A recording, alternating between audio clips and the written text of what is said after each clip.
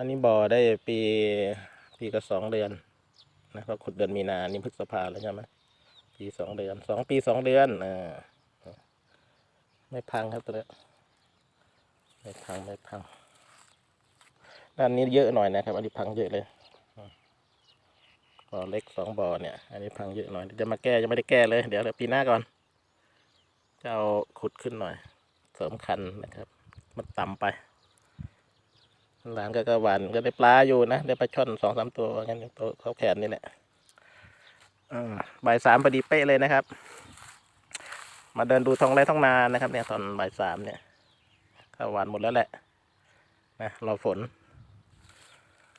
มาเมื่อกี้ก็ตกมาหน่อยนึงพอเปียกนี่แหละนิดเดียวจะหยุดไปโอเคครับแดดออกแล้วเนี่ยแล้วแดดออกแล้ว